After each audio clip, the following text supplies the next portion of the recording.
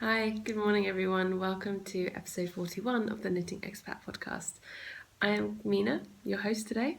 I'm coming to you from my home in Bahrain. And yes, I'm finally back home. It feels like I haven't been here in ages, or at least that I haven't been recording from home for ages. But yeah, so welcome to new and returning viewers. Thank you so much for taking the time to spend with me today. And also I wanted to say thank you to everyone who's recently joined the Ravelry group. I keep meaning to mention this every week and I keep forgetting, but there have been loads of you joining lately and I just want to say thank you. And thank you to everyone who's left comments, been participating in the group, sending me messages, like private messages on Ravelry and chatting with me on Instagram and stuff. It's just great getting to interact with you guys. So yeah, and Hugo's just wandered in, so he might pop over to say hello in a minute. Yeah, I'm just trying to think if there was anything else in particular. Oh, where you can find me. 1 second, let me just grab Hugo. Come on, buddy. This is my little kitty cat, Hugo, for those of you who haven't met him before. He's one of two. We have another one called Derek, who has a bit of a snaggletooth, but he's sleeping this morning, so he probably won't make an appearance. But he's little fluffy belly. Okay. Like I was saying, places you can find me. You can find me on Ravelry as Mina86. You can find me on Instagram as Mina Phillip. You can find me on, you can find the Ravelry group for the podcast it's Knitting Expat Podcast on Ravelry. And you can find show notes at knittingexpat.wordpress.com. And I sell project bags on Etsy as Mina Makes, although the shop's not open at the moment. It's on vacation mode until the new year. So yeah, and you can find links for all of those places below the video in the description box on YouTube, in the show notes, and on the Ravelry group under the episode thread. So wherever you're watching this video, you can find my links. Don't chew on my show notes. Okay, good. So yeah, I think that pretty much covers it. I'm still catching up on podcasts. I think I have about 30 left. Every day I catch up with so many and then so many new ones pop up. I'm just like, this is a never-ending battle. But I'm getting there. I'm getting there. I'm slowly catching up. Right, so first things first, I'm going to show you the finished objects and works in progress, my usual sort of layout of the podcast. But first I want to show you finished object that I've already shown you, but it wasn't blocked before. And this is my across the pond shawl, the smaller size. So if I'll take this off, I've got it wrapped around a few times at this point. There we go. So this is the smaller size that I knit out of Malabrigo sock is the main colour in Arco Iris. And then the edging is a naturally dyed yarn by Lavender Loon Yarn Company, dyed with basil. And so this one has come out, I haven't actually measured it yet, but it's come out roughly about my wingspan. So yeah, it's about 175 centimeters long. Hugo's just gone away. And you can see my larger version's hanging up there behind me. And that's significantly longer. That's like 2.3 meters long. So that's like another 60 centimeters longer than this one. So this is perfect length. It's not too deep, so you can wear it either like a shawl over your shoulders, or you can wear it more like a scarf around your neck, which is how I was just wearing it. And I just wrap it around one side, wrap it around the other, and then sort of just fiddle around with the edge a bit, and tuck the other legs under, or I just leave it dangling sometimes. Yeah.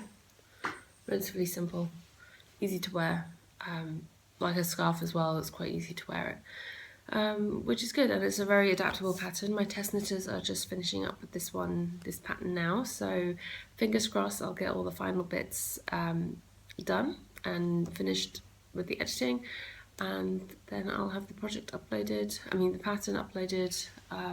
onto Ravelry probably sometime next week, around the new year. So keep an eye out on Instagram for that. I'm just going to move my chair back here again. So Right, so on to finished objects that are new this week. The first thing I finished were these socks, actually. Actually, no, these weren't the first thing, but anyway. The first thing I'm going to show you that I finished are these socks. And they've been blocked, and there's a reason why they are not on the blockers, but I'll explain that in a minute. So these are what I've called my Icelandic socks, but I basically knit these using my standard 2 at a time magic loop sock pattern, which is available for free on Ravelry. And yeah, and the colourway is called Wellington. It's a self-striping yarn by Maya, the wool bum, and she hasn't done self-striping since I bought this, I think.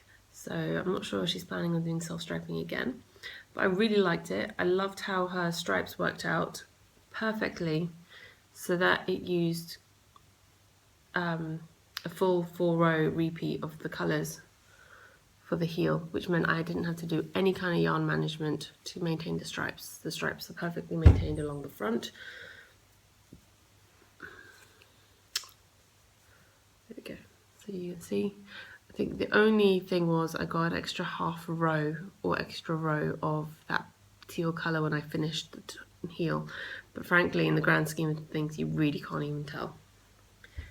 And I knit these up with this, don't know if you can see very clearly or not, but I knit these up with the stripes going in the opposite direction because I didn't take the time to check and make sure that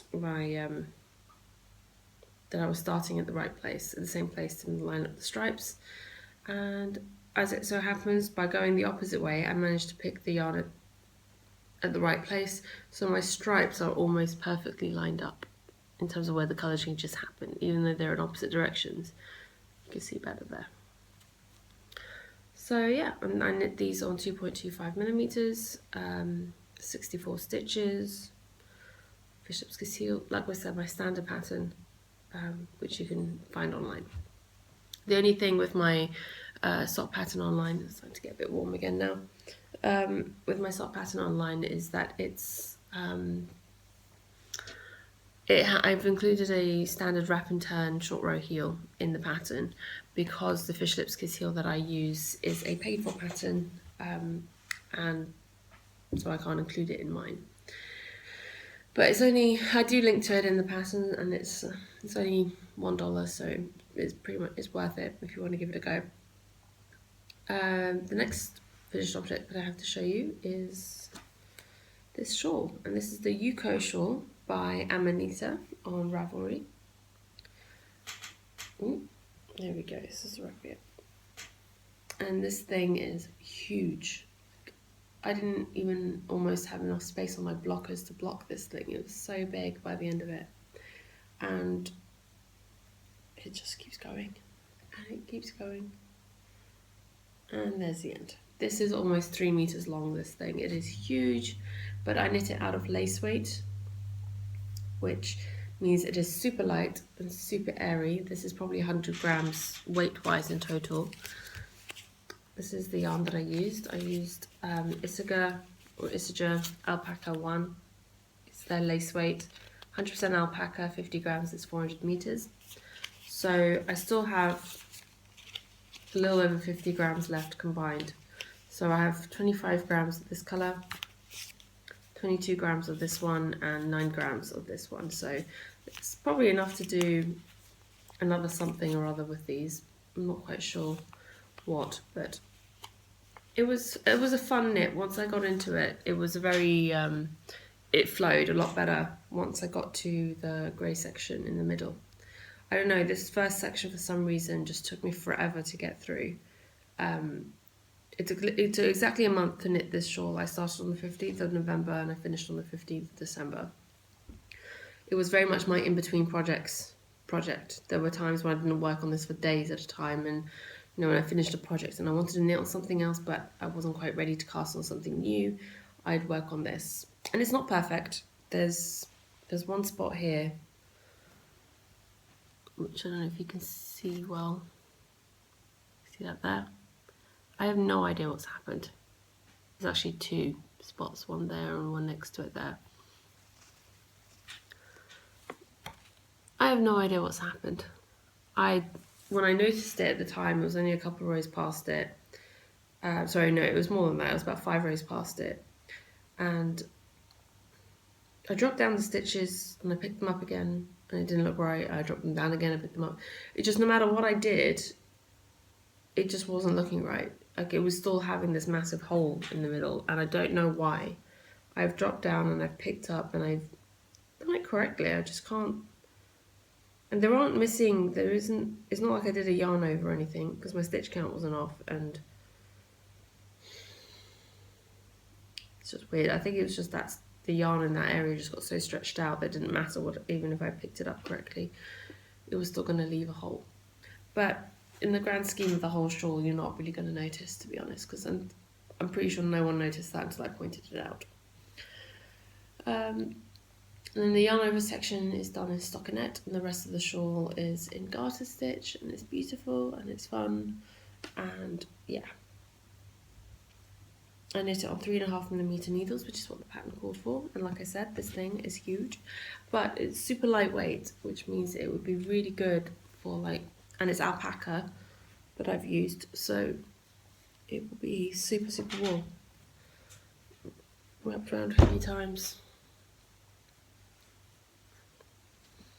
Whatever, but I'm not styling it particularly well right now, but you get the gist. You wrap it around a bajillion times, and it's super soft. It does have the slight prickle factor that alpaca can have, but that doesn't bother me all so much. Yeah, it's not a massive deterrent for me. So that's the Hugo shawl. And then my next finished object I want to show you is a hat. You didn't actually see this one as a work in progress. I sort of started and finished it in a day. Those of you who follow me on Instagram will have already seen this. But this is my very first bankhead hat. I'll pop it on for you. Now it's not quite the pattern. I did make a few modifications to it. I knit the rib, the 1x1 twisted rib. It's I think I did it for 3 inches. I didn't actually have a tape measure or anything with me when I did it, so I was using my fingers to measure it. Okay, it's just shy of 3 inches. It's about 2.5 inches, the rib. I've learnt to do something based on the fact that I don't always remember to pack a tape measure with me, is I've measured my fingers, so I know roughly how long my index finger is and roughly how long my palm is, for example. So if I need to measure something on the fly while I'm out and about, I can just use my hand. But so yes, I did about 2.5 inches on the rib. And then the pattern is a free pattern on Ravelry, and I can't remember who the designer is. But I think the pattern calls for to knit until the hat is like 7 inches or something, and I think I did it up to 8. I did a few extra, 7.5 inches, I think. I did a couple of extra rows, and then I did the decreases. So the hat is both slightly slouchy, and I also cast on 10 extra stitches. The pattern calls to us to cast on 100, and I cast on 110, and this is for a very specific reason. I knit this hat for my cousin in Boston, who I went to visit recently. Whilst I was there, he sort of made a comment that he'd like me to make him a hat, or if I could make him a hat. And I said I could, but I didn't have the yarn to do it. And I think he took that to mean that I wasn't going to do it, or that I didn't want to do it. I'm not sure. And he kept saying to me, I'm not joking, like, I want you to make me a hat. I'm like, don't worry, I will. I just don't have the yarn to be able to make it. I can't make it with what I have with me, so I need to, I have to buy it and wait, whatever. So anyway, so I think he doesn't think that I'm going to do this. So I did. I bought a skein of Malabrigo Rios in the glitter colourway while I was in New York this last time. And it's this beautiful blend of browns and oranges. And it just looks very autumnal. It just reminds me a lot of what Boston, the leaves on the trees were like when I was there. And so I thought, this is a nice sort of manly-ish colour. He'll probably wear it. And I just love the variegation in the colours, and the sun's just come out, so hopefully that will show up a bit better. It's just really nice. But he has a big head. He's like my dad. He's actually a cousin on my mum's side, but he's got a similar sized head as my dad. So I thought I'd do the rib slightly... I thought I'd do the hat slightly wider by 10 stitches. I mean, it fits me fine. It's a little bit loose, but I didn't want it to overstretch when he wears it, and I wanted it still to be dense enough that when he wears it, it'll be warm. And I'd knit it slightly longer than I would have, because again, I know he... for two things. One, what are you doing? Hugo. Because he's got a bigger head, and when you stretch out knitting, it tends to get shorter. So I was accommodating for that. But also I thought if it does end up being a bit slouchy for him, he can fold up the brim. Just do this right. He can cuff up the brim a little bit if he wants to. And it will keep his ears nice and snug. So he has two options for how he can wear the hat like that. And I haven't blocked it yet. I'm probably not really going to block it as such. It's just be wash and lay it flat to dry before I send it off to him. So that's my back head, and I knit that on... I did the cuff on 3.75mm needles, just so it'd be a nice tight rib, and 4.5mm for the body. Can't see this, but I've got some blocking wires hanging on the side of that cut. And Hugo is deciding he's going to play with it. Let me see if I can show you. See him down there, being a menace? Hugo! If he doesn't stop, I'm going to have to go get him. Come here, Hugo!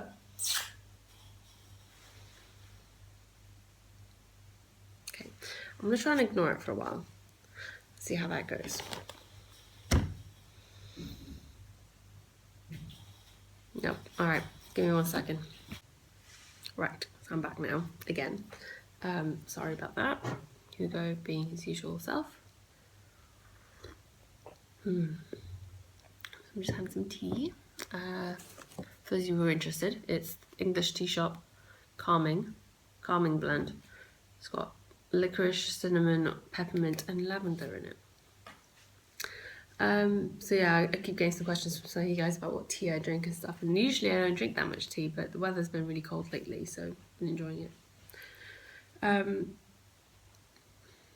next finished object, you guys recognise this, it's the Shalazder, I'm just going to go with it, Shalazder, probably wrong, but anyway, Shalazder yarn in their luxury 4-ply. This is a luxury blend of, let's see if I can remember this right, it's 40% baby camel, 40% Angora, 10% alpaca and 10% merino lamb's wool in this yarn. And it's naturally dyed yarn, so this is the natural undyed called Fleece Cloud. This one, the purple was called Autumn Moors, and the green was called Juniper, was the name of the colourways. And I finished my Highland Peaks shawl, which I don't think I've ever actually told you the name, but I'm calling it the Highland Peaks shawl. This is what the finished shawl looks like. It is pretty big. It's actually bigger than I don't know what I was expecting, but it is my wingspan. So it's about 175-ish centimetres. It is pretty much semicircular in shape. It's actually a little bit more than semicircular. And I love how the lace edge turned out. Find the best way to show you this. And just wrap it around, show you what it looks like. I always feel weird putting on shawls on camera because I haven't been able to adjust them properly. But I always sort of tuck the ends under.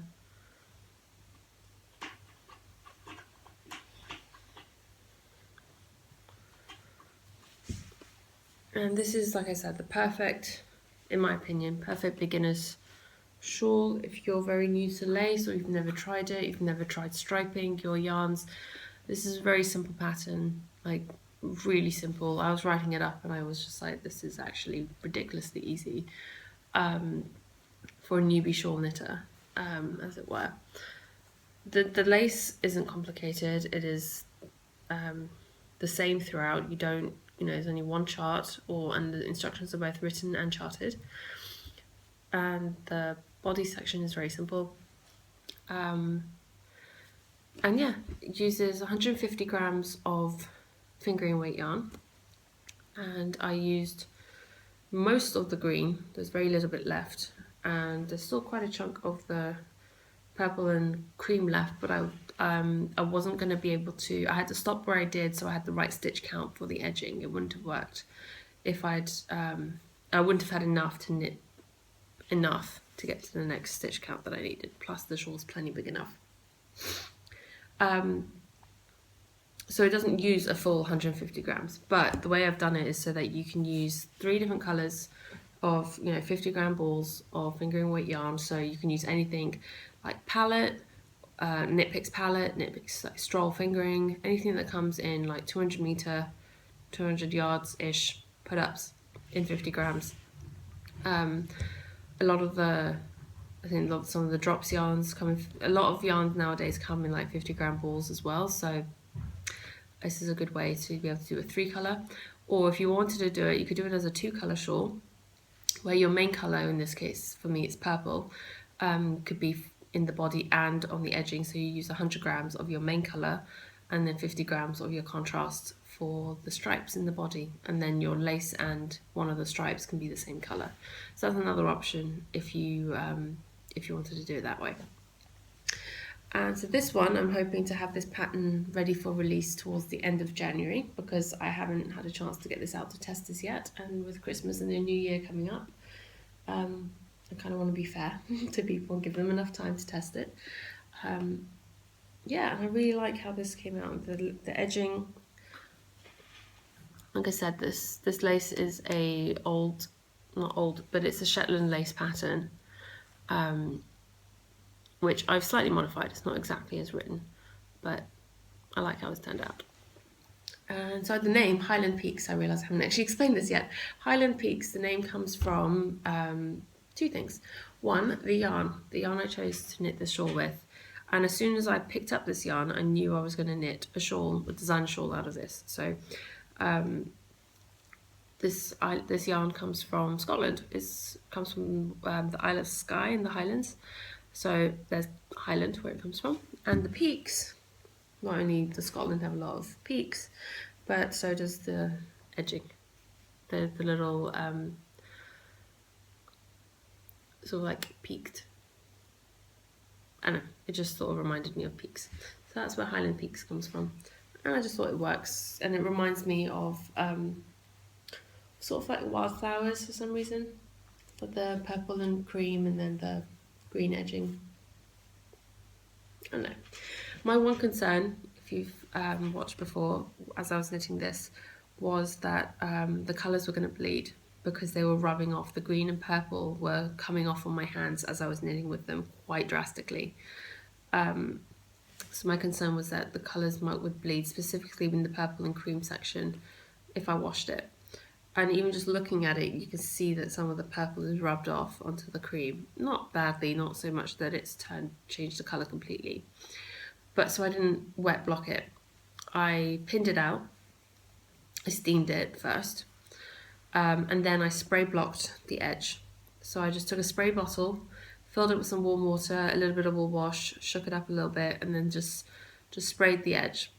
And then went with a towel at the same time. So I'd spray like a section this big, and then I'd go around with a towel and press the towel on top to soak up any excess, so it wouldn't bleed, so the water wouldn't move through the shawl and accidentally cause bleeding if there would be any.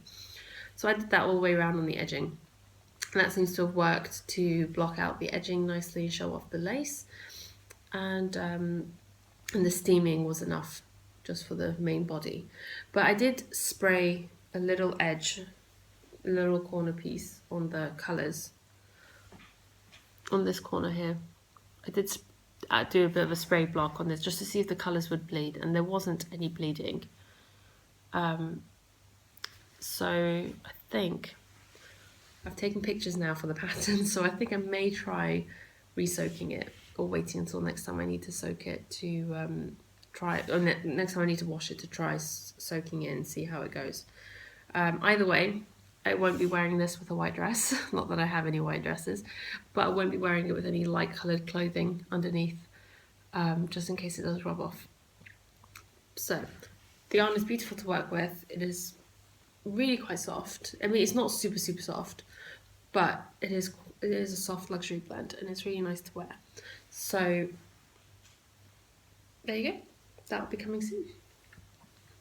And my final finished object, yes, we are still on finished objects, is another pair of socks. Now, again, you haven't actually seen these. I cast these on and finished them between podcasts. So I'd finished my Iceland socks just before we left Iceland. So that was on the, when was it, 13th? I think 13th of December I finished these. Then I managed to last 4 days before I was like, okay, I need to cast on another pair of socks. Because I was like, okay, those are done now. I'll wait until Christmas Eve for my Christmas Eve cast on. You know, take a bit of a break from socks so I don't overdo it before January. But I just realised I want to knit socks. And why am I stopping myself from knitting socks? And we were going to go to the cinema. We went to the cinema on Friday to watch Star Wars. And I was like, I don't have anything I could take to knit in the movies. I don't have anything on the needles that is cinema knitting. So Thursday night, I cast on a pair of socks. I knit the rib, and literally that was it. I just knit the rib, and I put it away. And I knitted on other things. Then Friday morning, we got up, we got ready, we got into the car, and I knit on the way to the cinema. I knit in the car, knit 15 rounds until we got to the cinema, and during the film we went to see, like I think I said, we went to see Star Wars. Really good film. I really enjoyed it, and so did Perry. And during the film I must have been like really into it or something, because I have never knit so much in a movie. I knit 40 rounds in the cinema, so I pretty much finished the leg by the time we came out, and I was just like, I was so into it. I think what happens is the more excited I am, or the more into a film I am, the quicker I knit. The more like action and whatever there is in a film, the quicker I knit. So I pretty much finished the leg. I knit a few extra rounds to bring it up to my 60 rounds on my leg that I normally do, or it's my minimum. And then I did the fish lips kiss heel over lunch. And then by the end of the day, I only had a few rounds left to do on the foot and the toe decreases, which I could have finished, but there was something else we had to do that I didn't have I couldn't spend enough time on it. So then yesterday I had a lot of work to do during the day, so in the evening I sat down, I finished the toes and blocked them. And this is how they've turned out. The yarn is Knit Picks Felici. This is the fanciful colourway, and this is what I have left. So I wound them up into cakes, and there we go. So this is 35% superwash merino, 25% nylon, 218 yards, 200 meters roughly to 50 grams. So I knit these up, my fanciful colourway. It's my first time knitting with Felici yarn, and it's really nice. It's quite soft. It's very lovely to work with. I did take the time to match them up, to match up the striping, because these are going to be presents. These are going to be a gift. I haven't finalised 2-4 yet, but they are going to be gifts, because you know me, I'm not really one for too much pink, although judging by this you'd probably think otherwise. So I wanted to make the effort. I didn't do any colour management on the heels, because like I said, we were out for and I forgot to pack any sort of like contrast for heels and toes, so I just kept going, and I wanted to see how it was going to turn out. I thought worst case scenario, if I was going to end up with like a very thin stripe, I'll just cut the yarn and wind off to the next point. But I didn't do that in the end, and it was actually not so bad. So I got this full stripe in the heel and the first couple of rows of this sort of like grey purple into the heel. So I had a slightly thinner stripe of that grey purple here, but when you look at it, the socks are still a bit damp because it's not been that warm here. When you look at it along the front of the sock, it doesn't look that bad. It's not even all that obvious that there's a stripe missing, because these two stripes are quite close together in colour anyway. I don't think it looks that bad. So I just went with it and it worked out. So I knit these on 2.5mm needles with 56 stitches, and I'm noticing that the more I knit socks, the looser my gauge is getting. I am definitely knitting looser, because I could never fit, when I first started knitting socks like a few months ago, 56 stitches would not fit me at all, but now they do. I mean, they're still perfectly fine. I really like the thickness of these socks, and because they're soft, I think actually them being a little bit looser, the gauge being a little bit looser kind of works nicely with it. But I also think it's the metal needles. I knit these with my chai goose, and I definitely feel that my gauge is looser with metal needles versus wooden needles. So there's my thought for the day. I think that's it for finished objects. Finally, we can move on to works in progress. And actually, I didn't have that much to show you for works in progress this week because I finished everything. I started the worsted weight version of my Highland Peaks shawl, and in one of my new project bags. It's been a while since I've had a new project bag, so I was finishing up project bags for the shop update coming soon.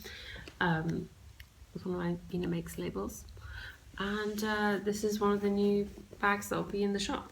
I had to keep one for myself. As I was sewing them up, I realised I was one sort of handle strap short on for one of these bags, and I just kind of went with it, and I was like, well, then that one will be mine. That way I can justify keeping it. So it's kind of self-sabotage. So this is where I'm currently at on my worsted weight version. I only cast this on yesterday, but as you can tell with worsted weight, it will grow super fast. And this has been knit on 6mm needles. I haven't knit with 6mm. I haven't knit with anything larger than 4.5mm in such a long time, or even just 4mm. It's been ages since I've knit anything with anything bigger than that, and they feel so massive. So the yarn I'm using in the body section is Malabrigo worsted, and this is the Sunset colourway, and this is Pigeon. So these go really nicely together.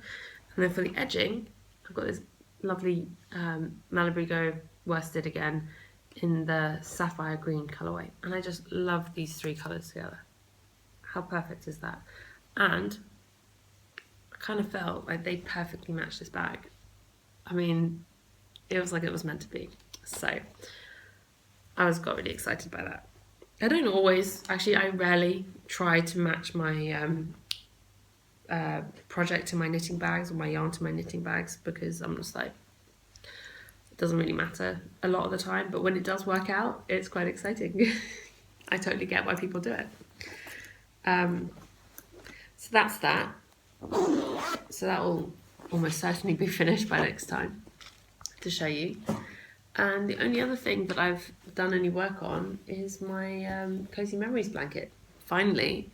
So like I said, I've been trying not to cast on too many things, because I want to have my needles cleared for the 1st of January in time for the sockathon. So rather than just casting on lots of new things, I've been trying to add to my blanket. I thought I'd spend some time working on this, and I'm trying to find the end corner where I've added stuff. Yeah, here we go. So these 4 squares here are the ones I've added.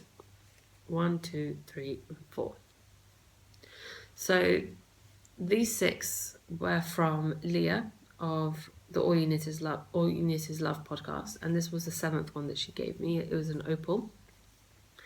And down here is a Regia. And then these two are from Maya at the Wool Barn that she sent me a while back. So this top one here is her tweed sock. And this one is a speckle. It's her strong sock, but it's a speckle dyed, which I really liked. And I know there's 2 blues next to each other, but I don't care. I would rather just put all the yarns that someone sent me together. So I always know that that little section of my blanket is from that person, where possible. And this is you've seen this side. So my blanket is now officially squared off. It's 100 squares in this blanket. It's pretty big, but it's going to be much bigger by the time it is done. But I am super excited by getting back to work on this.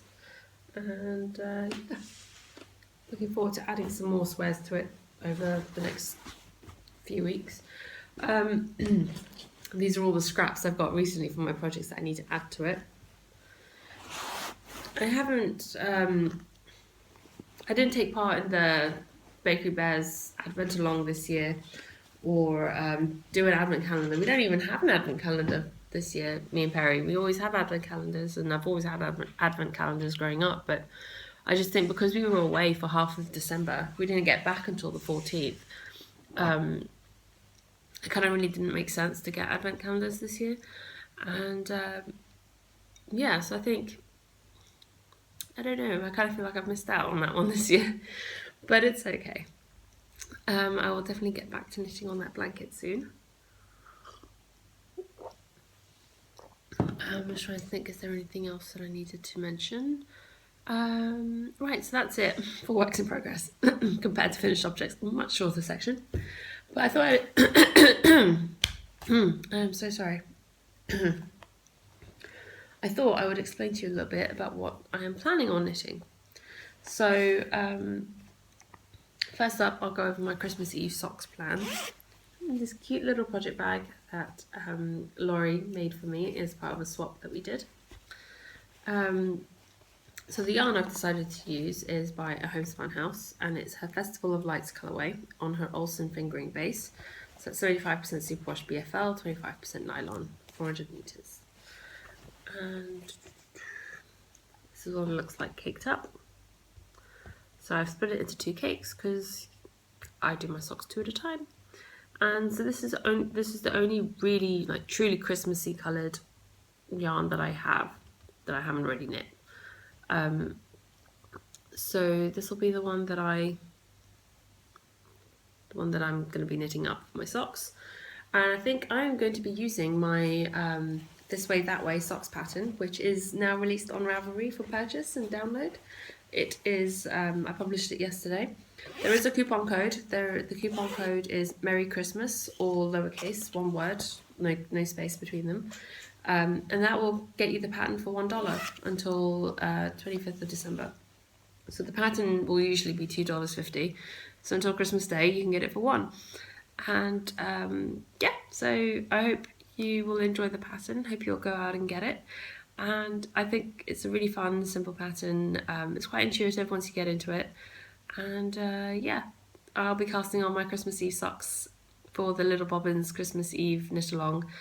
Christmas Eve cast on, using that pattern, and I actually think it's a really good pattern it's an amazing pattern for variegated and speckly yarns because it really shows off the colours. It gives you a little bit of a pattern without detracting too much from the colours, but it also helps break up the colours a little bit, so less chance of pooling, and yeah, just gives it a little bit of added interest. So I hope you'll enjoy it. And yeah, so the other projects, the other things I'm planning on starting is I'm thinking about doing another hat. And the hat I'm going to knit will be out of this Drops Baby Alpaca silk that I used to knit my mum's ponchette and the cowl that I knit to go with it. This is what I've got left over. I'm thinking I'm just going to make her a hat with it. I was thinking the Ricky hat because that's also a garter stitch, so it's the same sort of stitch as the shawl and the poncho, the cowl and the poncho. And I might throw in like a little eyelet panel or something so it matches with the other things. So she'll have a complete set. And because this cake is already wound up, the Drops Baby Alpaca Silk is a fingering weight, but I'd already wound this up with 2 strands held together, so it's basically a worsted weight. And I couldn't be bothered to sit there and separate them, so I'm like, I'll just knit a hat out of what's left. And we'll see how that turns out. So that's a potential cast on quite soon. And third thing, another pair of Felici socks. So depending on how these knit up, these will probably be for my brother. But yeah, the socks are nice, the yarn is nice and soft. I'm sure he'll like the colours. He's a very green person. And he needs more socks, my mum tells me. So, and I realised, so this was pair number 38. And I wasn't planning on knitting another pair of socks other than my Christmas Eve socks before the new year. But my Christmas Eve socks, if those were the last pair I knit this year, would be pair number 39. And I think it would be too hard for me to leave it at 39. I like nice round numbers, so I have to do another pair. Not that I have to, I want to, but also 40 is a nice round number to end the year on. So this will be wound up and cast on soon as well, I think. That, and also I'm not sure I can wait until Thursday to cast on another pair of socks. It's Sunday today. I don't think I can go the whole week without casting on another pair of socks. So those are my upcoming ideas for the rest of this year. I'm hoping to start the new year with nothing on the needles, so I can get ready and cast on all the socks for January's Sockathon, which I hope you guys will be joining in with us on.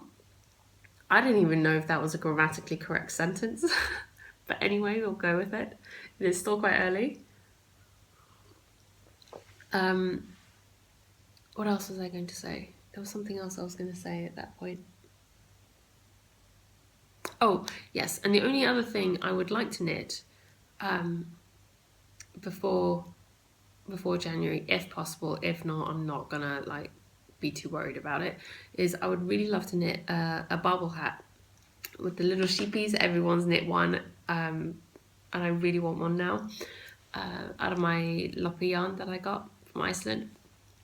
And what I was thinking was, because the Loppy yarn is quite scratchy, and I don't mind it so much, I can handle it, but my forehead here, even with yarn that's quite soft, can get quite sensitive. So if I've been wearing a hat for a long time, even hats that don't seem to bother me, after a while they'll start to itch up here, and occasionally I'll break out because of it. So I think the skin on my forehead is just quite sensitive. So what I'm thinking of doing is, once I've knit the hat, is sewing a lining into it out of jersey fabric. I've got a lot of jersey fabric that I bought a while back with the intention of making dresses for myself, and I still intend on making dresses. I just haven't got around to it. So what I'm thinking is just lining the inside with a bit of jersey, just hand sewing it in. Even if it's just a strip around where my forehead would go on the inside, where it would go on my forehead on the inside. It doesn't have to be the whole hat, because once, on that bit, it's not going to bother me. It's literally just this bit around the front of my head. So I think I'll do that, and that way I'll be able to wear it without it irritating my skin so much. So that's a thought of something I would like to try and do as well. And it'd be great to get that finished before January for other reasons that I'll come on to soon. Right, so since we're done with works in progress, finally, I'll move on to knit-alongs and giveaways.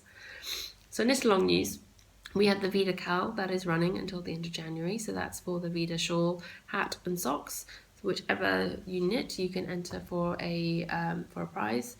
The rules and regulations, the rules for entering are in the Cal thread on the group.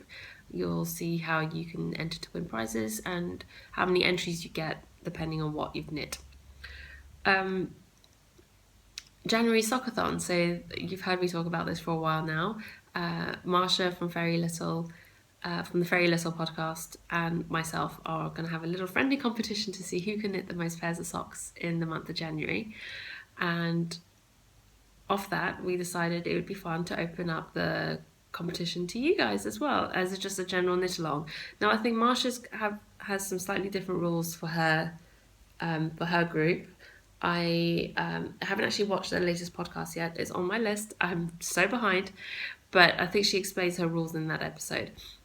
But my rules are quite simple. Adult socks only, no children's socks or baby socks. No like shorty ankle socks. They've got to have a cuff on them. I mean, whatever your standard cuff length is, that's fine. I just don't want them to be, knit 5 rows and then do the heel sort of thing. They've got to have a normal sort of cuff length on them. Nothing thicker than a heavy fingering weight, so nothing thicker than something like Patton's Croy. And then otherwise, whatever your standard sock pattern is, or whatever sock pattern you want to do is fine. I will have prizes for participation, just general finished objects for socks, but I will also have a prize for the person who knits the most pair of socks. And if anyone happens to knit more socks than myself or Marsha, whoever out of the two of us ends up knitting the most, if anyone knits more than us, I will have a special prize for you too, because I think that would be incredible if someone manages to knit more, especially considering I will probably only be knitting socks in January for this. So it'll be interesting to see what people manage to do. And I also wanted to say a massive thank you to Dan and Kay Jones of the Periscope podcast. Thank you so much for mentioning the knit along in your last episode. It was lovely to hear you guys talk about it, and actually they are having a sock knit along in January in their group as well, so feel free to double, triple, quadruple dip into all the different sock knit alongs that are going on in January. It'll be good fun. I've been very, very bad at remembering to join knit alongs towards the end of this year, but I'm hoping to be able to do a better job of it next year. Yeah, and then finally move over off the first page. And then moving on, I have a giveaway to announce. Now, one second. I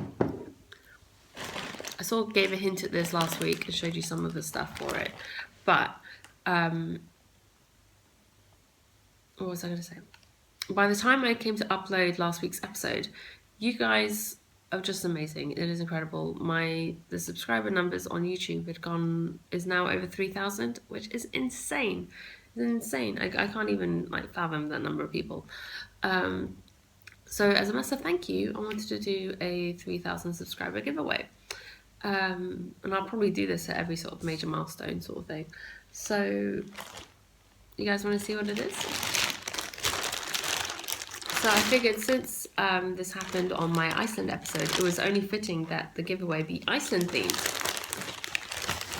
So let's empty this out so it doesn't make a whole bunch of noise. So first up is the Let Loppy yarn, which I showed you guys last week. In these 4 colours, there's like a heathered pale grey, heathered black, heathered blue, and a heathered green. So this would make a perfect bubble hat, and I have the exact same colours to knit my bubble hat out of. So this Let Loppy is a worsted yarn. It is 50 grams, is 100 meters.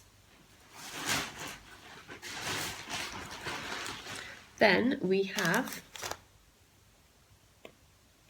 is slightly bent, this needle felted sheep brooch, which is so cute. It is so stinking adorable, and this is also handmade in Iceland.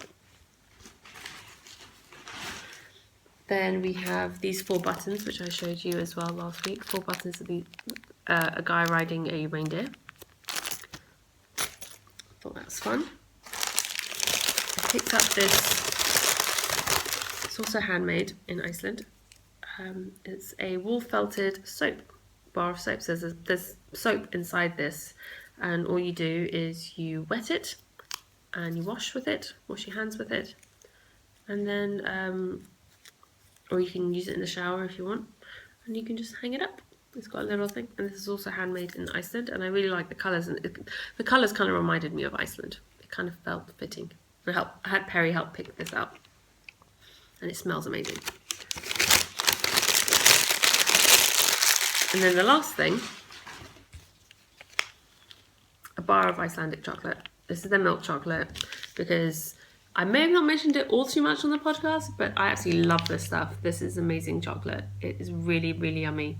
I never would have thought Iceland would do great chocolate, but they do. So I wanted you guys to have a chance to try it out. So that's going to be the prize package for the 3,000 subscriber giveaway. And the question, the prompt for you guys to answer, sorry, let me just move that out of the way, is what are your knitting / crafting ambitions for 2016? What would you like to achieve in 2016 crafting wise? It doesn't just have to be knitting, but knitting or anything else relevant. It'd be great to hear it. Next week is my I think next week is the last episode before the new year. So that'll be the episode where I'm going to be talking to you guys about my plans for 2016, what I want to achieve, what my goals are, what knit-alongs I'm planning on running in 2016. I have so many ideas for knit-alongs that I'm really looking forward to. And so I'm going to be finalising all of my thoughts on that sort of stuff and talking to you guys about that next week. So I'm interested to hear what you guys are planning on doing in 2016. And so that giveaway is going to be open until the 1st of January, and I will announce the winner on the first podcast episode after that. And I'm hoping by next week I'll have started that knit-along thread that I've been talking about, listing all the knit-alongs that are going on. I've just been so busy I haven't had a chance yet. Right, moving on to questions and answers. I've had a few questions this week. The first one was from Concetta, and she says, "Hi Mina, I have recently started watching your podcast and I love it. Thank you. I was wondering if you could provide some detail as to how you add contrasting heels and toes to your socks. Do you simply knot the different yarns together, or is there another method?" Not really. You just cut the yarn, just start knitting with the contrast colour when you start the heel. And I do actually do a knot when I join it, which is not a super tight knot, just enough so that the yarn doesn't come out. And then later, once I finished knitting the heel, I've joined once I finished knitting the sock, I just go back, I undo the knots and weave in the ends, so there's no knots in the knitting. Although leaving a knot in isn't the end of the world either. It's just, especially if it's in a sock and you can feel it when you're wearing it, it's not so nice. So no, there's nothing really special about it. You just cut the yarn, join the new yarn when you want to start the heel or start the toe, and you can knot them together so that it doesn't so it's easier to work with, but I always undo the knot afterwards if I do that. So I hope that answers your question. I'm not sure if that did. Let me know. Then I was asked by Hirweka on Ravelry. She says, "Hi Mina, not sure if anyone has asked this question before. I enjoy hearing your travel stories and seeing your video snippets, and was wondering if you have ever been down under to Australia or New Zealand, and if not, if not, would you intend to at some stage? I live in Dunedin in the South Island of New Zealand, a very beautiful part of the world. I would love to go to New Zealand and Australia. So in answer to your question, no, I haven't been yet. It is on my list of places I would like to go to. Unfortunately, it's one of those places that if I go to, I want to spend enough time there. So it's one of those, I don't really want to just go for a week. I want to go, it's a long way to go for just a few days. So if we do go, we'd have to go for at least 2 weeks, if not longer, to make the trip worthwhile and to be able to see as many things as we can. So so we haven't been yet, but we would love to. And so yeah, I hope that answers your question. Then the third question I had this week was from Miriam, and she says, "My question to you is about the part where you were reluctant to mention," she was talking about a past episode, "where you were reluctant to mention how fast you knit up your father's sweater or how quickly you knit up socks." She says, "I'm also a fast knitter and I do manage to churn out a lot of knitting. And here's my question. Do you get a lot of friends, relatives, strangers asking, where do you find the time? It's a question that really bothers me. That, along with the sentence, I'm too busy to knit. I'm not too busy to knit because knitting is one of the things that is important to me, and I'm too busy to do other things. As for finding the time, I make the time. I usually end up being defensive and sarcastic about it. Do you come up against these questions, and if you do, how do you deal with it? Well, I have to say, I do get the question sometimes. It's usually from fellow knitters, to be honest. It's not from people who don't knit, who say, how do you knit so fast? How do you get so much done? How do you find the time? And frankly, I always come back with, well, one, I'm a fast knitter. There's no two ways about it. I knit quickly. And secondly, I am quite fortunate in my current work situation that is really flexible. And so I have a lot of spare time. So knitting fills that time, and obviously now I also make project bags and I do other things as well. But knitting is something I really enjoy doing. It is incredibly portable. I could take it everywhere with me. I do take it everywhere with me. So like you said, I sort of make time for it. I find the time to work on it. And but I don't really find that question bothers me that much, to be honest. What bothers me more is when people insist I should sell my knitting, or that I should, sell my knitting. I'm just like, no, you're not sort of understanding why I knit. And I do try and explain it to people that, financially it's not really worth my time to try and sell my knitting. I'd have to charge too much money for a pair of socks, for example. And I'm a fast sock knitter. I try and do that as an example. I say it takes roughly, let's say, 15 hours to knit a pair of socks. Let's say a ball of sock yarn costs $10, just for argument's sake. I know it's more often than not, it's more than that. But let's say you can get 100 grams of knit pick sock yarn for about $10. So let's just say that. It takes 15 hours to knit a pair of socks. How much do you pay someone? Minimum wage is roughly $10 an hour, let's just say. So that's $150 just for time, plus $10 for the yarn. So you're talking $160 minimum just to cover my time and cost of buying the yarn. No one's going to pay that for a pair of socks. Why would I? It would not be financially worth it. I would either have to seriously undercut my time or whatever. Anyway, so I just try and explain it to people that way. And then they kind of usually get it. And they're like, okay, yeah, well, otherwise you'd be working for nothing. What would be the point? You knit because you enjoy knitting, and you give people the things that you knit because, they will appreciate it, or that you hope they would appreciate it, and that the time that's gone into it. So that's the question that bugs me the most, is when people insist I try to sell my knitting. Not so much the where do you find the time. That I find is that's, in my opinion, is more curiosity than anything else, because they're interested. But the insistence on selling is what really irritates me. I think that's the one that really gets my back up, gets me quite defensive. So on that note, I will move on. My question to you guys this week is, I am thinking of changing my upload days in the new year. I currently film and upload on Mondays usually. I don't actually think I said the date this at the beginning. Today is actually Sunday, the 20th of December, not Monday, and I'll explain why in a minute.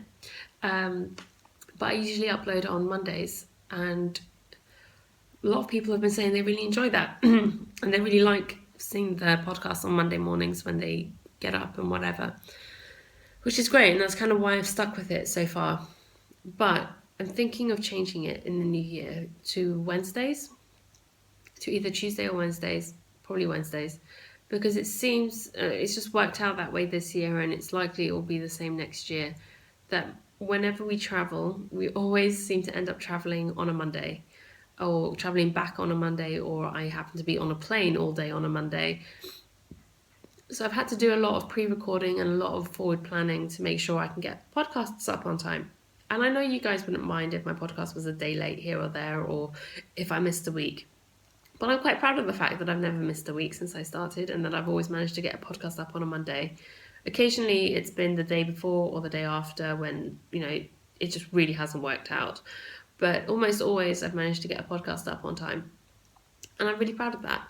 and I don't want to start skipping weeks, because I know once I get into the habit of skipping a week here and there, then I don't want to fall into that, if possible.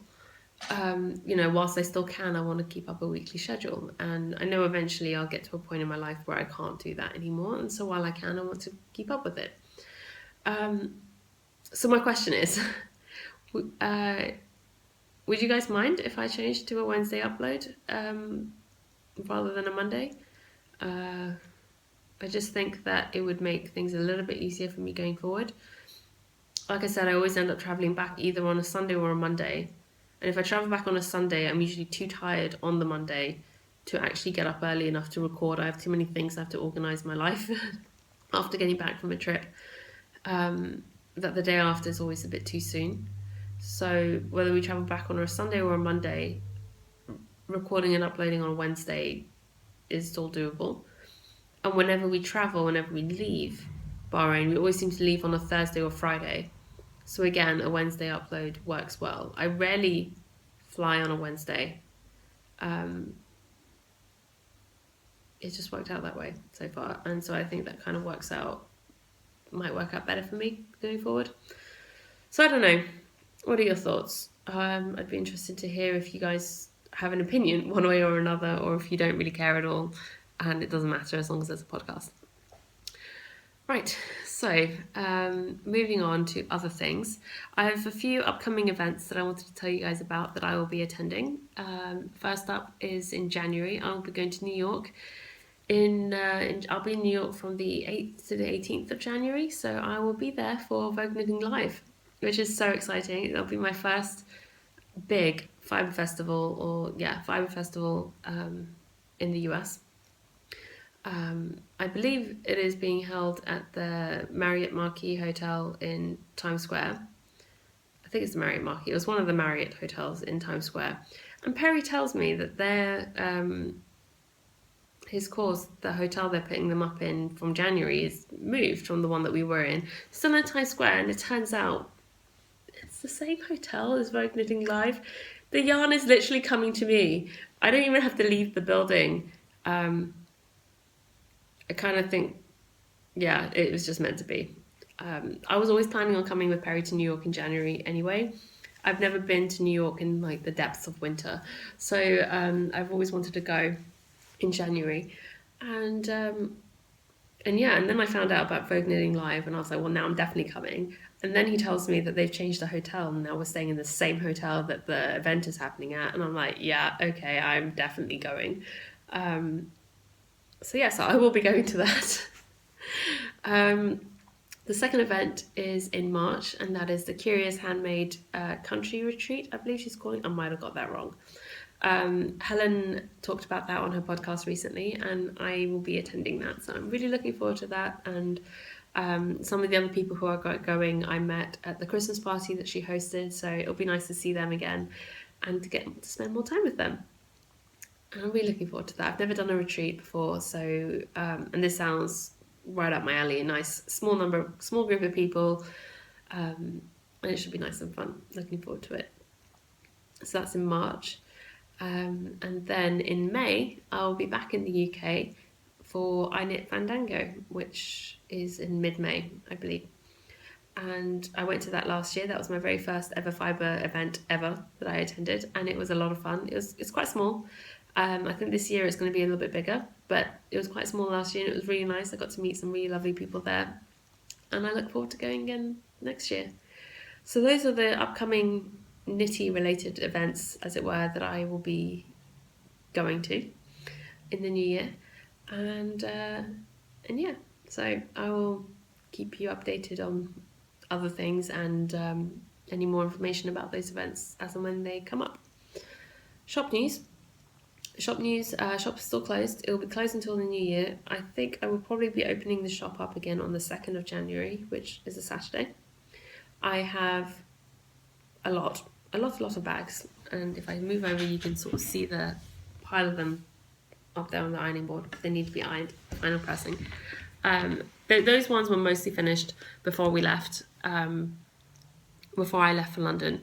but I just had the final finishing stuff to do on them, which I did this week, and they just need to be ironed, and I now need to photograph them and get the listings drafted and everything done, so that'll be done this week and next week in time for a January 2nd upload, because like I said, we leave on the 8th for New York, and I want to give you guys as much time to purchase bags as you want before I have to put the shop on holiday mode again.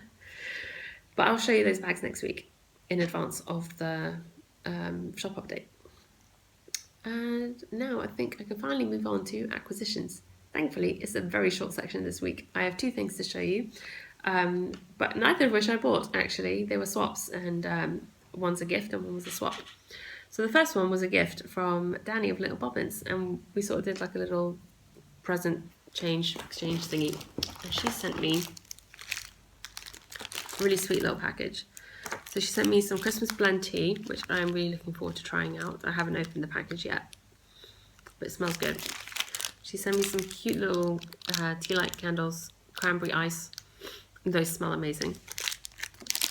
And how adorable are these little stickers? They're like the cutest little Christmas stickers, and they're the puffy ones that like puff up. She sent me this adorable notebook. I really love the metallic pattern on that. Cute little sheepy Christmas card, which is very sweet, with a sweet note inside. How adorable is this little mug rug? Little cat face. Well, at least what I'm calling a cat face. That's very cute. So thank you so much, Danny, for that. That's very adorable. And finally, top it off, in this adorable little envelope, there are these 3 mini skeins. This one's a rainbowy coloured one. So she's written on here what they are. So the orange one is Nicole C. Mendez. The sparkly one in the middle is by British Bee Knits. And the multicolour one is by Whimsy. So that's good fun. I'm looking forward to adding those to my blankets soon. So thank you for that sweet little package, Danny. That's very kind of you. And pop these aside. And then the second package is from Emma, who does the Chubby Pug Yarn podcast. I'm trying to get that right. And she hasn't been podcasting that much recently due to, I think it's health reasons or something, but she got in touch with me ages ago now, and we've been corresponding back and forth about doing a swap, and finally got our act together and both sent off our packages. And she's received mine, and I believe she liked everything in it, which is great, and I absolutely love the stuff she sent me. So first things first, she sent some stuff for the boys, some treats and some toys which they're playing with, and they've eaten half the bag of treats already. They love the stuff, so thank you so much for that. Emma also sent me this tea infuser, which would be good fun to try out. I've never had a tea infuser like this before, so I'm interested to see how that works. She also sent me some tea to try, and it smells good. Looking forward to trying that. A cute little crocheted panda toy, which will go on my shelf with my other little crochet buddy up there. So because I don't crochet, these little things are really adorable to me. So cute. Ooh, almost dropped him. So cute. She sent actually a bunch of sweets and stuff for Perry. We were chatting, she was asking what sort of sweets and things I like. And I said, well, everyone always sends me stuff for me. And Perry always gets a little bit jealous whenever I get packages and there's nothing in it for him. But I'm like, but people aren't sending you anything. I'm sending them stuff and they're sending me things. So I said, okay, well, I get enough sweets and things in the post for me. But Perry really loves licorice. So if you could just send some, and I know like Scandinavian countries and stuff are big fans of licorice, or at least that's been my experience of it. And so she did. She sent a variety of different types of licorice, and one of them was this one. This soft licorice toffee kick, it's called. Anyway, I have to say, Emma, he loved this one. He likes all of them, and he's working his way through the other packets that you sent. But this one was his favourite, hands down. He was like, this is amazing. He was like, I love this stuff. So yeah, I kept the wrapper just so I wouldn't forget if I happen to see it somewhere else. Then she sent me this cute card, which I think is really adorable. Do more of what makes you happy. I think that's very true. You should. Everyone should do more of what makes them happy. Right, and then she sent me this whole bag of minis, which is really good fun. I just grabbed them out to show you.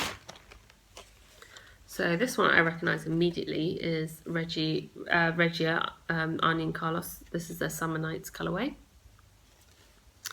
And she's actually written on here what she's made with each one, which is really cute. I won't read them all out though. And this one is Moods of Colour. It's a Swedish dyer, which is very fun. And the colourway is Steampunk Moods, which is quite cool.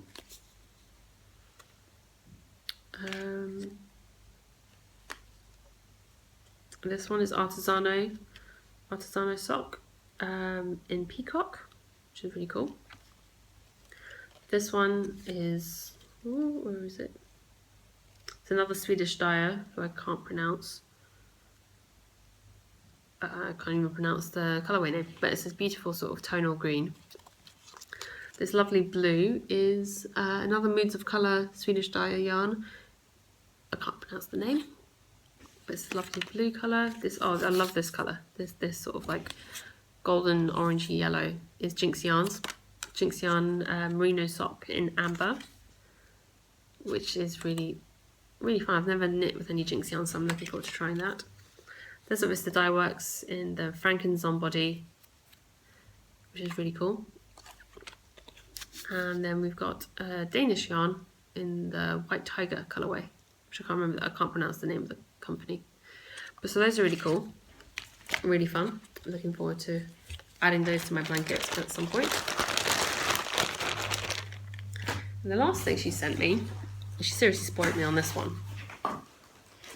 She asked me what kind of yarn I'd like to try, and I said, I'd really like to try some Holstgarn, because I've heard a lot about it from Maria and other people, and I've never actually had a chance to try the stuff. So, I thought maybe she'd send 1 or 2 balls or something, and that'd be it. But no, she went above and beyond, and she sent me 4. And how perfectly do these colours coordinate with each other? How beautiful is that? These are just gorgeous. I love them together. I have no idea what it's going to be yet, but it's going to be a full colour something. It's really, really lovely. It's definitely sort of a fine, quite a light fingering yarn. I think it's a 2-ply. It feels like a 2-ply. And yeah, I am so looking forward to knitting something out of this. And again, really beautiful colour combination. Very much my colours. The only other colour I would add to this would have been a purple, but I think as a full colour it is perfect. And I probably wouldn't have even picked some of these colours myself. Because we were talking about favourite colours and things, and we actually both like very similar colours, like purples and blues and things like that.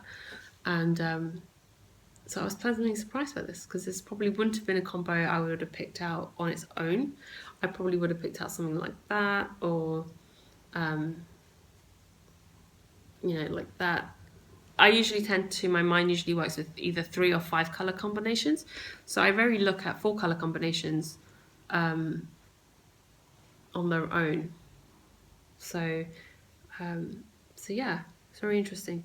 Very, it's surprising. It surprised me because, like I said, my mind doesn't always work that way. Even when I picked out the colours for this cardigan, it'd be easier to show you on here. I picked out these 3 colours. Stringy bits. I picked out these 3 colours because I liked how they looked together, and it was only after when I realised I wouldn't have enough yardage just in these 3 that I added the grey. So again, another 4 colour combination that I really liked, but I didn't think of it initially in that way. So yes, I'm really excited to get to work with these and give that a go with something special. And I think that pretty much covers all the knitty stuff for this week. I have my week in review section now, so if you're not interested in that, then thank you for joining me, and I will see you next week. So for those of you who are staying, we went to, so last week after I recorded actually on Friday, not this last Friday, the Friday before, because it was the only chance I was going to get to podcast before the Monday. And right, so what did we do? Friday after I finished recording, we got dressed and we got ready. We headed out to the national park. Again, we went back to National Park to visit the site of the very first Parliament in Iceland. And I believe it's also the very first Viking Parliament, which was quite cool. It was a beautiful day. It was like the most perfect day weather-wise. The skies were clear. There were very few clouds. We had the most beautiful sunrise. It was just beautiful, crisp weather, winter weather. It was just a really lovely day out. And then that evening, there was a few of the other students from Perry's course who were over in Iceland towards the end of the time that we were there. So we all met up for dinner that night, and we went to a really lovely Icelandic restaurant that was recommended to us by a waiter from another restaurant that we'd gone to. And they had really lovely food, really lovely Icelandic food. It was a seafood grill on one of the main high streets. I can't pronounce the name of it. Began with an S, if that helps anybody. Then afterwards, a few of us went out for a few drinks. We went to see what the Friday nightlife was like in Iceland, in Reykjavik. And we ended up at this whiskey bar. I think it was called Dylan's Whiskey Bar. And we got there just as the live act was finishing up. It was around midnight. So they were just finishing up, and we were like, okay, well, is there anything else happening tonight? Like, or have we just sort of missed the event, missed the action or whatever? And a few of the locals were like, no, you got here a really good time. The DJ downstairs is amazing. She's really good. Like, we all come every week just to see her. And blah, blah. Oh, okay, like, who is she? She's like, oh, she's a 65-year-old lady. She sits up on the speakers, and she's this magnifying glass that she holds over the CDs to be able to read them. And she's amazing, like, and whatever. She gets booked out for events. So we were like, right, okay, we got to stay for this. We got to see what this is all about. So we went downstairs just as she was sort of starting up, and people were still coming in. Everyone, all the locals kept going up to her, giving her hugs and handing her drinks and saying hello to her and stuff like that. And it was quite obvious that she was very well loved. And, and she was really good fun. We went over and said hi and got a picture taken with her, and it was definitely an experience. She was very good fun. And then the next day, we just had the morning in Reykjavik. We went out for breakfast, and then just came back, packed up our bags, and headed to the airport, really. We flew back to London. We had an overnight in London before going back to Bahrain. But as we were coming into land, Perry took some footage from the window. We had a window seat. And I will insert that here for you guys.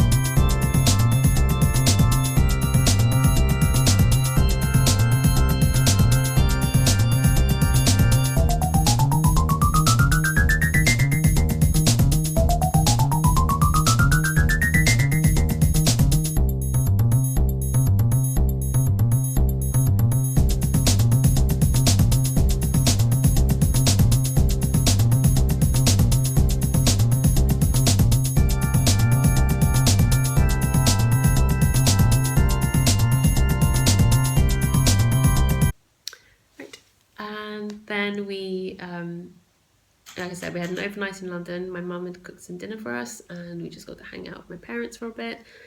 And then we went to the airport the next morning. My dad took us. He dropped us off. My suitcase was less than a kilo over. It was like 800 grams over the limit allowed. But Perry's suitcase was quite a bit under. Only because you physically could not put more. You could not put more stuff in his suitcase if you tried. But the woman was really nice. She just let it go. She didn't kick up too much of a fuss about it. She was like, it's fine for now, but just next time remember. I was like, okay, it's fine, thank you. I had left some space in my hand luggage in case I had to take some stuff out, but I was really glad I didn't have to in the end. And so that was good. And after we got onto the plane, we were one of the first ones on, because we always actually, wherever possible, Perry and I book our seats right at the back of the plane. There's a couple of reasons for that. Usually on the larger planes, when they have 3 seats on the sides with the windows, so planes that we get on usually have different orientations. It's either 333, 3-4-3 or 2-3-2 or something. But the ones that always have 3 on the sides at the back of the plane, the last 2 or 3 rows at the back, because the body of the plane starts to get narrower towards the tail, they don't have space for 3 wide, they only have 2 wide at the back. So we always go for a 2, that way we don't end up with a random stranger next to us. And you always have a little bit extra space next to your seat. And you're right, you're close to the toilets, you're close to the galley if you need to get any water or something during the flight. It's just easier to get a steward's attention quicker that way as well. The second reason, and this has only happened to us like a handful of times, like if that, maybe only 2 or 3 times in the past, but it does help. When we sat at the back, usually as the plane is boarding, you get chatty to one of the stewards or whoever's there and stuff, and it happened to us on this flight as well. We've got chatting to the guy, he was really lovely, and after everyone got on board, there was some space in premium economy. We were flying with British Airways, so premium economy is something between economy and business. It's in between. So what it is, it's basically economy just with nicer seats and better headphones and better food. And they bumped us up. They had a couple of spare seats up front, and in the premium economy, they're like, please follow us. And we were like, to grab your stuff and follow us. And we're like, oh, okay. And off we went. So that was good fun. That was a nice little surprise. So that was, yeah, he always pays to be nice to the stewards on planes, I have to say. It always usually works out for the best. Yeah, and honestly, it's so cold. It is so cold since we got back. I've been wearing this cardigan all week since we got back. Yeah, I haven't washed it yet since we got back because I've been wearing it so much. I've washed, and now my Marco Polo is dry, so I can wash this and wear that one. But it is insane how cold it's gotten. The house is freezing. It's not, like I said, it's not that cold really. It's like high teens, low 20s centigrade outside. But our house gets really cold inside because we've got tile floors. And the AC has not been on since we've been back. It's not been on even while we were away. Our pet sitter turned it off partway through the trip because it was starting to get really cold. And my craft room, for some reason, is like the coldest room in the house. I don't understand why or how, but it is. So I'm always cold in here. I'm always drinking a cup of tea, wearing my knits. At least I'm getting to wear my knits. I'm wearing my socks at the moment. It's crazy. It's crazy how cold it's gotten. But I'm enjoying the fact that the weather's cooled down a bit as well. So, bit of both. I've also had a couple of trips to Dubai. I had one last week and I have another one coming up now. I'll explain about that in a second. But I had to go to Dubai last week at very short notice. I found out on, when was it? Wednesday afternoon. I found out I had to go to Dubai for a meeting on Thursday. I'm pretty sure it was Thursday that I went. Or was it Wednesday that I went? I'm so confused. Last week, anyway, I think it was Tuesday night. I found out I had to be in Dubai on Wednesday. No, I had to be in Dubai on Thursday. I'm so confused. What day did I go to Dubai? Wednesday I went. So yeah, Thursday afternoon, I found out I had to go to Dubai for a meeting on Wednesday, very last minute. So I booked a flight, just a day trip, and I didn't know how long it was going to take or how long I needed to be there for. So I booked a morning flight and I got there got to the meeting around midday. I didn't know how long it was going for, so I had an 8 p.m. flight back. It was either that or 4 p.m. Now I really wish I'd booked the 4 p.m. because I had so much spare time. I was barely there an hour. But I ended up being able to go catch up with a friend for lunch, which was really nice. And that was the day I knit my bankhead hat. I cast it on in the morning at the airport. But I'd cast it off before I got on the plane back to Bahrain. Crazy. Because I just had so much spare time to knit and nothing else to do. Yeah. So that was that one day in Dubai. And then I'm going again today. I have to leave in about 3 hours to go to the airport. And I'm going this afternoon, and I have a meeting tomorrow. So I knew the time, so I went. I'm going the night before. And so yes, that's another last minute trip. Well, actually not really last minute. I kind of knew this one was coming. It was only that I only found out at the end of last week what the exact date was for the meeting, that's all. So I'll be back again tomorrow evening. Again, which is why I'm filming this today rather than tomorrow, because I can't film it tomorrow because I'm traveling on Monday. Do you see why I need to change the day now? Although to be fair, this one was a one-off. It's not always, doesn't always happen to be a Monday with work, to be honest. Yeah, so actually it was really sweet when I got back on Wednesday evening after going to Dubai for the day. I was driving home, and as I got to the end of our road, Tyson was out, and he came up to greet me, and he was so happy to see me. He was running and all like giddy and happy. And I put a little video clip of it up on Instagram, and I will insert the full video clip for you guys here to see. He's so sweet.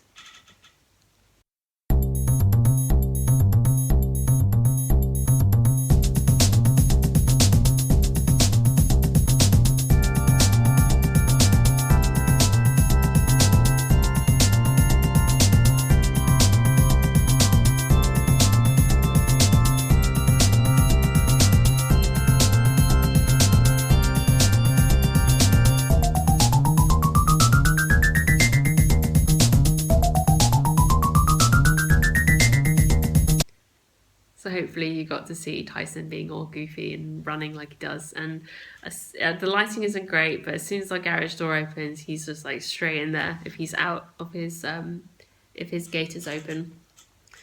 And he's so sweet, but he can be a bit of a menace when it comes to parking, because we reverse into our garage, but Tyson just runs around the back of the car and then you can't see him, and it's just like, where are you? I don't want to run you over. Not that I think he'd ever actually let himself be run over, if that makes sense, but I don't want to accidentally hit him. He's not my dog, and even if he was, I wouldn't want to hit him. It's like, come on, Tyson. So sometimes it's happened where I've had to open my door just so he'd come up to the door so I can see him, so I can reverse into the garage.